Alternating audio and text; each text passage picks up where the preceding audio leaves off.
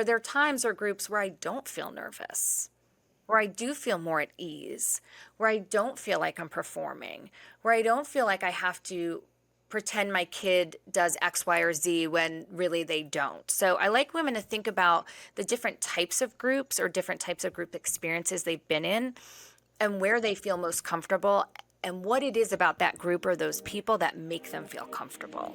I'm Brittany Lane, your host of the Energize Effect podcast. I was convinced that success, freedom, and happiness weren't for people like me.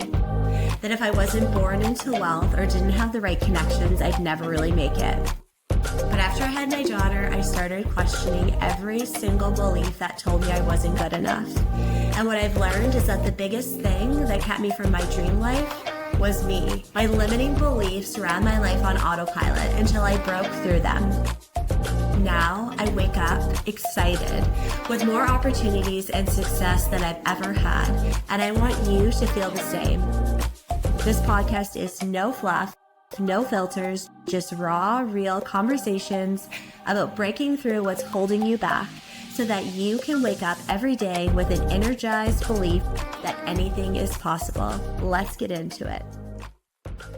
Seeing my daughter now then get excluded from all these events, it's like I was trying to do the opposite of it, but it literally ended up being the same thing. So how do you navigate that with your kids? Because as an adult, it was really hard for me in the beginning. I played over my head. What did I do? Why did it change? For honestly, probably a year. I got less, but like I just couldn't wrap my head around what I did. But now it's like I feel so bad for my kids. So how do you navigate that once this happens? So it depends on your kid's age, right? So it depends on a lot of factors, which I feel bad in psychology. We're always saying it depends, but it's not like a math problem where it doesn't necessarily always 1 + 1 doesn't always equal 2. So part of it will depend on if your kid is aware of what's happening and to what extent they're aware. So if your kid is coming to you saying, "Mom, why doesn't, Mary invite me anymore? We used to be so close." That would be a different conversation than if Mary's, "I don't really notice that there's a change," right? So we wouldn't want to bring something to their awareness unnecessarily that could be damaging or hurtful. But if your kid is noticing, I think one of the best things to do is to talk openly, model and to teach them and to narrate why you're doing what you're doing and why what they're feeling might make sense. For example, you might say something like, I choose not to spend time with that group anymore because I noticed afterwards I don't really feel very good about it. And so you can hang out with that has nothing to do with their children. If it doesn't, let's say the kids are still intact, because sometimes they are. But for me, I'm choosing to spend time with other friends who make me feel better about myself. Yeah. So you're modeling like I stay in group. You're not shit talking, right? You're not like they're horrible individuals and I don't want to waste my time with them. So you're modeling healthy communication, emotion regulation, and valuing yourself and how you feel. Yeah. Now, if they're feeling left out, if they're like, "Mom, why don't you hang out with them anymore? Now I'm not invited." Yeah. If they put 2 and 2 together, you say the same thing, and then you say, "It's really unfortunate that you can't have friendships. Your friendship should stand alone. Sorry that you're feeling that way. Let's see what we can do to get you connected in other groups where your connection doesn't depend on my connection." Yeah, it's like not getting emotional because we don't want to make them angry. And this is exactly what happened. My daughter didn't really recognize it, but we went to like a local place and the one person was throwing like a party. So all of the little girls that she used to hang out are there. And we just happened to be at the same place. And she saw it and she was like devastated. It can almost make me cry right now, just her reaction. She was like, "Mommy, why aren't I invited?" And I was just like, "Sweetheart, it has nothing to do with you." I said, "It's because me and mommy, or me and the other mom aren't quite getting along." I just said I didn't like how the friendship was going and mommy doesn't want people to be friends with people that treat me that way. And that was it. But I just wondered how that goes forward for her. I guess literally what I didn't want happen happened Yeah. to her. And the thing that I talk about often is as moms, what I notice from my own experience and from clients is that, again, you'll do almost anything to make sure you don't see that look that came over your daughter's face. Yeah, Right? it's Like devastating. that was the last thing you wanted to happen. And so we perform and we perform and we try to shift ourselves or really enhance the connection or do whatever you can do to make yourself fit into whatever this dynamic is. And at the end of the day, with things like relational aggression and closed groups or cliques, no matter what you do, your daughter was going to have that experience within that group. Yeah. I wish I would have known this and had the skills to learn it. And I just said to her, like, you know what, sweetheart, like real friends won't exclude you and real friends will include you. And I said, you have a lot of good friends that want to spend time with you and want to be kind to you. And I'm like, those are who our friends are. Real friends aren't mean to us, and real friends don't talk to us one day and don't talk to us the next day. I guess I don't know that in our generation that I'm sure it was out there, but it wasn't so widely talked about. Like I don't think Yeah. people had the tools to I understand or share. I really don't think and I always say this, I wasn't a parent when I was a child, so maybe this was out there and I didn't know it, but most people I speak to are like this wasn't there to this extent, and I do think our culture, social media, we see pictures posted of parties. So even if you don't run into someone at the local birthday party that you run into, you're Yeah. going to see pictures on social media. So you're going to see it, your kids are going to see it. And so we have more exposure to the things that we're not included in Yeah. than in the past.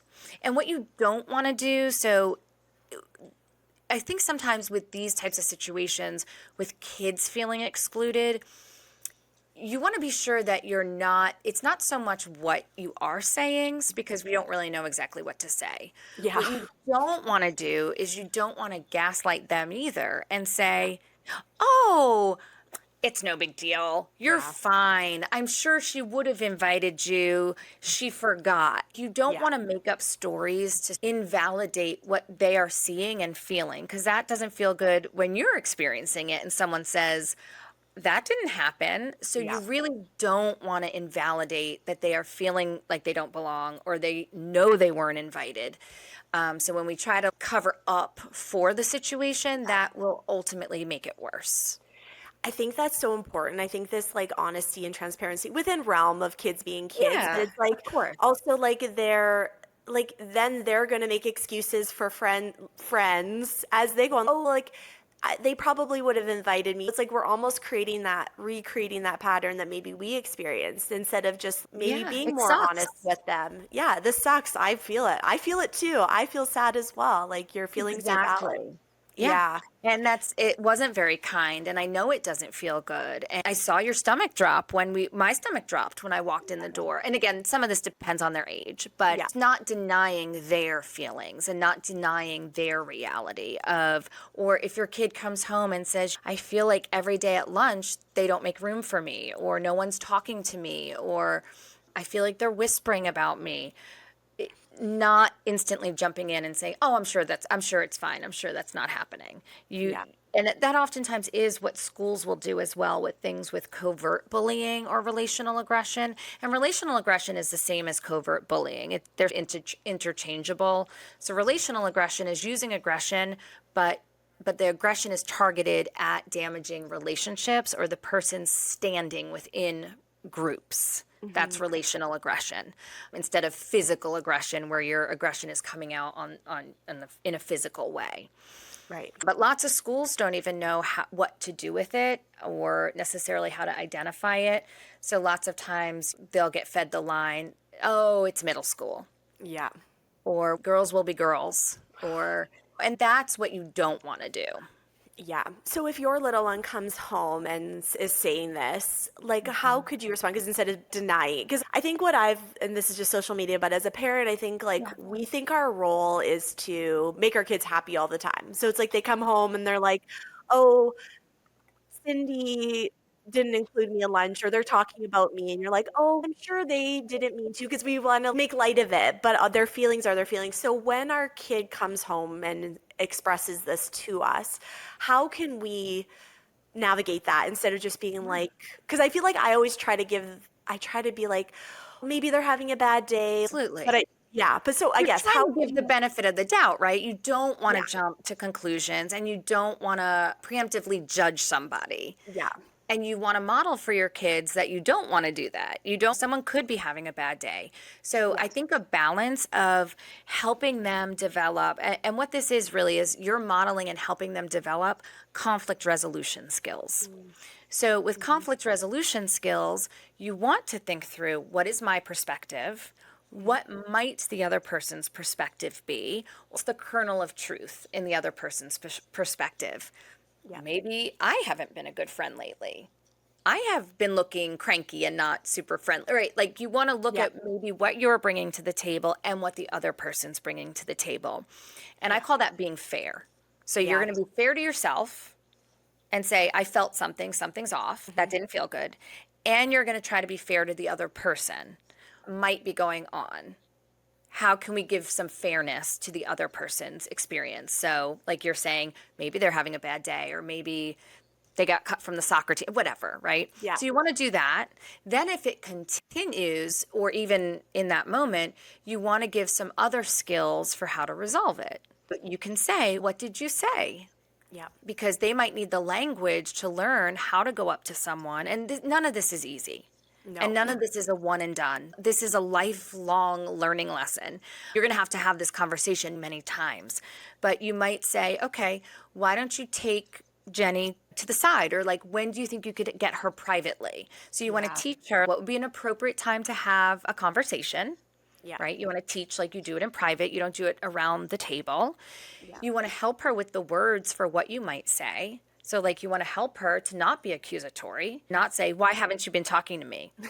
But yeah, you want to teach your child to say, hey, I feel like something's different, or yeah, something's a little bit off, or you seem upset lately, or I feel like you're upset lately, or are you mad at me? You want to give them some language for how to go in and have some difficult conversations. yeah, If we don't teach kids that, we can end up with adults who have no idea how to manage conflict. So they will cut you off, they will ghost you, they will people please till they're blue in the face, right? They don't know how to communicate in difficult situations. And that's yeah. when we start to see an increase in relational aggression, which often is anger that is being expressed in a passive aggressive way. So interesting. That makes sense. My daughter, I said to her to say, and I saw this on Instagram somewhere, because this is me. I never was taught how to deal with conflict. I just was people pleaser. If you're happy, that's good. Okay, no fighting. We're all good here. Mhm. And I just said, I saw something and it really stuck with me. And I love this though, like looking at your side, looking at their side, private. And I said to her, like, you can say to your friend, it hurts my feelings when you yell at me, and how did I say it? If that's how you're going to act, then I'm choosing not to play with you today, because a good friend is going to talk to me Mhm. kindly, and maybe we need a break for today. And so you're Exactly. expressing how you feel. And see, even there, I'm like, I don't even know exactly what to say. So it's so hard That's to try to great. teach your kids, because I'm like, I'd freeze up trying to have that conversation. Not easy, and I really like the idea of just keep in your mind having fairness to Yeah. yourself, fairness to others, saying pretty directly how you're feeling, being truthful, being Yeah. truthful to yourself and the other person. Now, you can't be truthful with everyone, so you're relatively truthful. I'm not saying you share your deepest, darkest, like I was up all night crying about this. Yeah. No. But you would say your truthful might be that really hurt, Yeah. right? Instead of pretending everything's okay, then you're so angry that you start gossiping. You start saying, ew, I don't like the way Jenny's been treating me at lunch. She's really a you know what. Yeah. And Yeah. that's how this relational aggression and that's how all of this stuff starts getting stirred up. So I think we can stop, or hopefully, like I always say, there's different forms of cycle breaking, right? Cycle breaking from family dysfunction, But there's also cycle breaking for this type of behavior, this type of Yeah. like mean girl culture. We can break that cycle if people start getting more comfortable with being direct about how our interactions are impacting one another. I think that's such an important thing. I never really knew that, but that makes so much sense. If you're sharing how you feel or you feel something and you can't express it, of course you're going to get angry, right? Like anger Yes. is that like feeling that something unjust happened to you. Like I think anger is so misinterpreted. We think anger is a bad thing, but like anger is really just that feeling that something wasn't right Yes. or something was wrong or someone treated us unwell. Yep. And if we're able to share that and feel validated in our experience, that anger instantly goes away, Right. for the most part. So I think that's a really important thing to Right. share. When we try to like push it under the rug or pretend like we're fine or we don't try to problem solve it, right? Yeah. All of our emotions, when they're within reason, we sometimes have emotions that don't fit the reality of the situation, right? So Yeah. if I'm super anxious about coming on the podcast, the Yeah. reality is nothing bad is really going to happen to me, even if No. I mess up, right? So sometimes our feelings are over exacerbated, Mhm. but we have to listen to them Yeah. regardless because they're trying to tell us something. While I have you, I want to ask you a question. Do you know the quickest way to become your most authentic self? The version of you who is capable of anything and feels exhilarating to be. The version of you that calls in wealth, love, and your dream life where anything is possible. Here it is. We usually have a major block that we don't see. But once we discover it and know it, we become aware of it. And that's when we can start to make changes, even unconsciously. So uncover your block to become the best version of you with this free quiz linked in the description. It's the same quiz that's helped me and so many others uncover what's holding us back. Yeah. And when we don't listen, when we don't get curious about what's going on internally, that's when it can come out sideways. Yeah. It's a whole learning experience Yeah. navigating as when you're healing yourself and then also trying to raise these little children that you're like, oh my God, this is crazy. Right. Okay, coming back to this mean girl, we Yes. talked about how it isn't always loud. Sometimes it's subtle, like the fake nice Mhm. vibes or the backhanded compliment. What are some signs that we might be brushing off that we may need to pay more attention to? Yes. So, one of the things that I like women to think about or notice is, and again, this is if you have a long-standing history of social anxiety, you might want to work on your social anxiety. So, if you feel anxious before all kinds of gatherings, all kinds of social events, that might say more about you than it does about the group you're hanging out with, right? Right. If you start to notice, like there's this one particular group of moms that I start getting really nervous about days before, I get really self conscious about what I'm wearing, Yeah. or I have trouble sleeping because I'm replaying all the things I said or could have said differently or didn't say, or did that mom look sideways at me or were they whispering about me? If you start noticing that your anxiety increases, or you start filtering yourself more than usual, or you start worrying more than usual, or you're performing more than usual. You feel like you've just gone to a performance and you're like, "Oh, I finally don't have to perform anymore." Take my mask off. Exactly.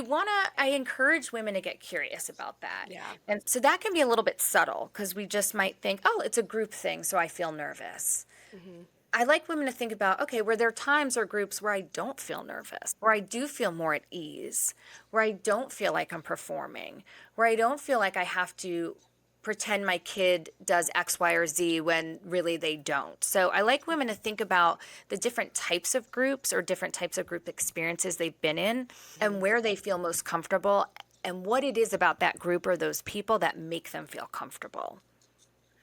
That makes so much sense because those are exactly how I felt after leaving that group. It was literally like, what am I wearing? Oh my God, what did I say? Should I have done? It was like this crazy feeling. And I'm like, this is so wild. So, Yeah. okay, to talk on that. So, why do we feel we need to change ourselves or wear a mask or make ourselves smaller around certain women or feel like we have to downplay our wins when we don't with other women. What Well, is and I that? think I think that's the makeup of certain groups, right? So yes, this can come up in one-on-one relationships, right? You can start to feel like you need to perform in order to be accepted. It's classic, I'm only as good as my last X, Y, or Z.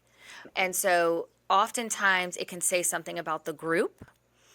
It can also say something about you, right? So sometimes it's the person who grew up where they grew up in a family where their sort of worth was determined by how good they were or how well they performed or how little conflict they created. So sometimes, yes, it can be that the group is giving off these vibes with lots of competition, lots of judgment, lots of hostile, passive behaviors. And it can be that people more prone to feeling that or getting sucked into that have pre existing experiences that make them more vulnerable. Yeah, that makes So, sense. And you said something about the one girl being the ringleader. What is that? Because that is so true. There's always the one girl, and she has the minions, like her yes, group that's of the minions. queen bee. That's What the is the queen bee. dynamic? The queen bee, yeah, like Yeah.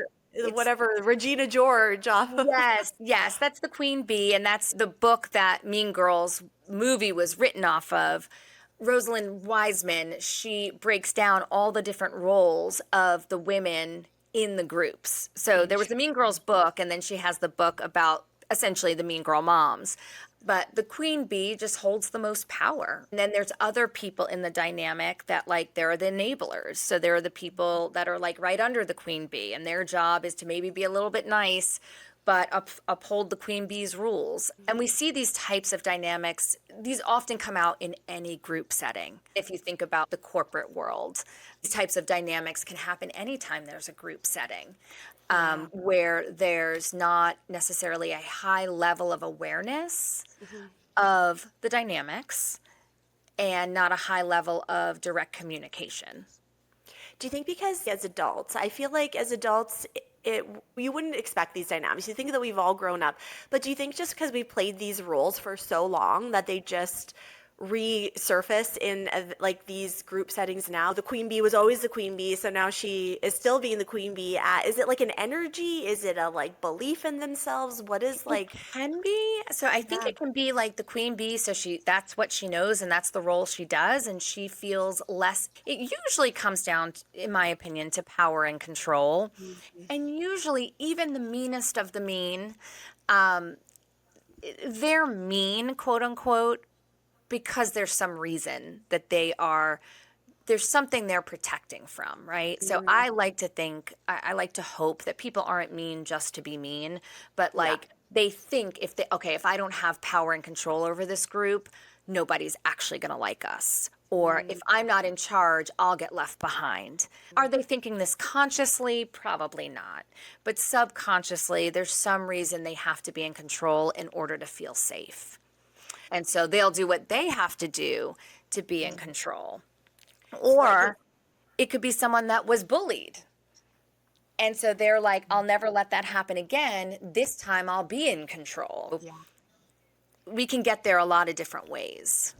I think that allows us to give them maybe some compassion too, then that allows us to take a step back. I always think it's a me thing. Like I think as a very codependent person, it's, oh, like I'm not good enough to be in this group. That's why they've excluded me. Or, oh, I'm not cool enough, or I'm not pretty enough, or I don't dress good enough. Like, I think that making that about me, but what I've really come in my healing journey is no, this is about them. Like it has nothing to do with me or my worth. It has everything to do with who they are. And that doesn't have to be a bad thing. I'm not saying, oh, you're a bad Oh, person, yeah. but something in their Yeah. DNA, their subconscious, their roots is making them act this way because it makes them feel worthy. So, Exactly. Like, I yeah. like to think also if we can give some compassion and some understanding or curiosity about their why, again, being fair to ourselves and to others, as like we would want to teach our kids, this is just the grown up version, right? So, Yeah. to be fair to myself, I feel like I have to perform in this group. I feel anxious and I feel not as included or accepted. And to be fair to the mean person, what might it be about their story, their background, their experience that is making them act this way? If we Yeah. can get some curiosity and some understanding, that can often loosen the power that dynamic has over us, right? If you can feel a little bit like, oh, that kind of stinks for them, or Yeah. that kind of sucks that they think they have to act this way, it Yeah. can almost loosen that grip on yourself. It can lose the 100%. power when you're like, oh, this isn't powerful. This is actually insecurity coming Yeah. out, trying to look like power. I think that's when it like helped me, like seeing your post and then also being Mhm. like, okay, it's not about my worth, because I think that's something that I've worked on through my whole life. And like you, when you don't feel worthy and you want to associate it, it really loosen that power to be like, it's not about me. It's not because I'm not worthy. And I think that's what you said, like loosens that grip. It's That grip a lot. yeah. So how do you navigate these situations? Because Mhm. me as a people pleaser and someone who really did tie my worth, when I was feeling this, looking back, I would have done it differently. I would have said, pulled the person aside, hey, it makes me feel this way in hindsight. But as in a healing, I didn't. I just cut ties myself. I was like, this isn't feeling good. I'm distancing Quietly, myself like you quietly. quietly cut ties. Okay. Yeah, I quietly cut ties. Like I Mhm. started not going out to talk with them as much. It was like a group because if I didn't feel good, and I distanced myself. I know in hindsight that it wasn't the best way to do it. But how would you suggest someone to handle that? Because Yeah. I actually wouldn't say that's necessarily not the best way to do it. okay, Yeah, I wouldn't actually say that. I think that there is everything in psychology is obviously nuanced, right? Even down to boundaries, right? So you can have horribly rigid boundaries hmm that probably need to be softened, but you can walk around saying I have great boundaries and it's maybe they're a little too great, right? Everything in psychology is nuanced. And so yeah, I think you have to think really carefully about hmm what is the group's power and influence over you actually? Can stepping away actually do damage to you? And if I step away from the PTA, does my kid lose a scholarship they had? Or what will the actual impact be if you yeah, walk away? Not always in your best interest to be loud and be direct to unsafe people. So if these people have proven to you that they don't make you feel good, they don't make you feel safe, it may not be worth it for you to be yeah, fully transparent about why you're leaving. Now, if it is important to your self-respect, so we have to weigh like what's more important. mhm, And I tell women all the time, it really depends on your season of life. It yeah, depends on the child whose friend group it is. It depends on how important this friend group is to you. But I often ask women to look at in this particular situation, do you care more about your objective, which might be getting your piece and leaving and mhm, moving on? Or do you care more about your self respect, which might yeah, be, I need to say this because I need to say this, even if I yeah, don't like the answer I'm going to hear. And in an ideal world, we get both of those at the same time. yeah. And so I think you quietly leaving might have gotten you your objective, which was to leave the group and protect your peace. And you might have increased your self respect for walking away from something that wasn't good for you. I think that's true. I didn't really know how to handle it. And I think I was learning boundaries and learning, okay, I don't like the way I'm being treated. I usually let people continue to treat me this way, but I don't want that anymore. So it was Yeah. like it's really a learning step. And I chose what I thought at the time was the best Mhm. choice. It did cause more drama down the It road. I can had to, I think happen. well, I pulled away and then she was like, "Oh, were you talking about?" I share on my Instagram about like boundaries and if someone doesn't make you Oh, feel good. But it was actually funny because in this situation, it wasn't about her. But she got it. messaged me and she was like, "Oh, you're talking about me on your Instagram." And I was like, I feel this way about you, but this actually wasn't what I was talking about. And was like upset with me, like called me out on it. And yeah, I was just like, I wasn't really sure how to handle that. It made a really weird, we see each other still and it's just like awkward. Like we So both are just like, So in that situation, so sometimes you can pull away quietly and no one really notices, or Yeah. you pull away quietly and you do it slowly enough that it's not as obvious, or you pull away slowly and then you're in different schools next year, or your kids are Yeah. in different classes and it's this more natural dissipation. Yeah. But it sounds like in this case, it people noticed, and sometimes they don't. I think in that case, when you were called on it, I think in an ideal world, and I obviously don't know all the background here, but Yeah.